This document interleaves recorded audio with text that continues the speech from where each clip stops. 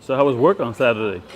Ready, set, here we go. Admire the way that I switch flows. Cops couldn't copy my style like Kinko's. The ink wells, my pen moves, the ink flows. The ink well is like the ring, she climbing out. Now we swimming up shit's creek where shit flows. You can't handle the truth, well here goes. All rights are not immune, your lymph nodes. When I stop this declaration, sanitation. I'm independent, I constitute that I am a student, what I'm about to do. I love.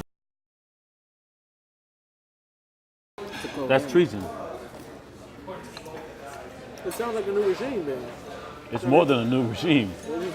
You take a person like the woman who Trump put in charge of Secretary of Education. Now her brother. Is that Betsy DeVos? That's Betsy DeVos. Her brother is the guy who created the #1 mercenary, contract, Blackwater. She wants to destroy the Secretary of Education and privatize it and make it everything into private schools. Meanwhile, her brother, we just sent approximately 3,000 to 4,000 troops into Afghanistan again. Those are U.S. troops. But her brother, Eric Prince, who created Blackwater, and they changed their names now, he wants to replace them all with private mercenaries under a group called the British East India Trade Company.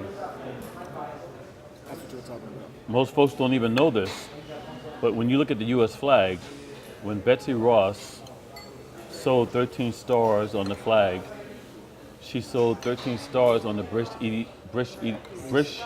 British East India Trade Company flag, because George Washington, that's who he worked for. So you're saying George Washington was an inside man? George Washington worked for the British East India Trade Company. He would sell lamb to unsuspecting white Europeans coming here. When they got here, they would get killed by Native Americans, and then he would just sell the land over and over again. That's how he made his money. I'm sorry, I got to cut you off. That was the most You fascinating. have to cut me.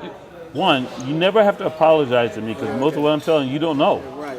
I heard that on the radio. I wrote it down in the one video. Where did you learn that? I've never heard that. Where did you learn it from?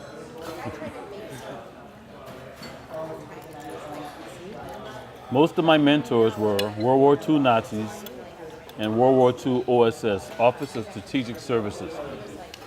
OSS became CIA. And they taught me well. And they warned me about all the stuff that's going on now. That's what I've done. Since 1992, I've been trying to warn people what's coming down in this country. Now it's coming to fruition. How does that make you feel?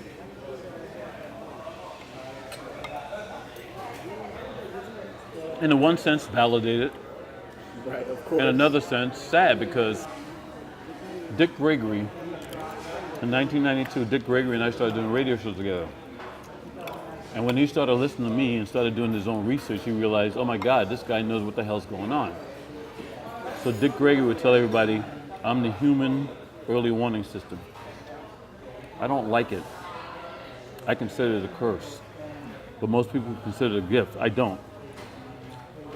My curse is the fact that I see things that are going to happen before they happen.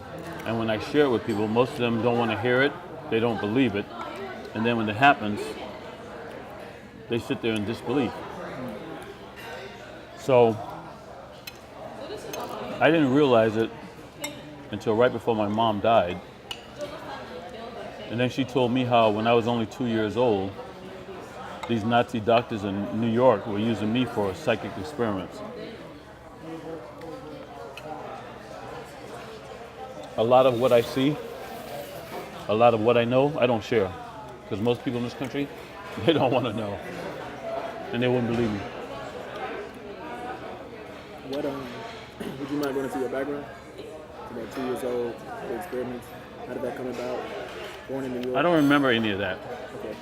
What I do remember was when I was 5 years old, I was living in Harlem. My grandmother was living alone in Johns Island, South Carolina.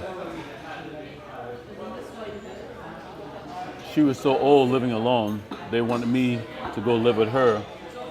Back in those days, we didn't have 911. We just dialed 0 for an operator. But they wanted somebody in the house with her in case something happened to her. I would be the one who would call. So here I was, 5 years old, in 1962, in dirt poor rural Johns Island, South Carolina, Jim Crow, South Carolina, segregated South Carolina, and I was already talking about test tube babies. Now, how the hell would I know about test tube babies?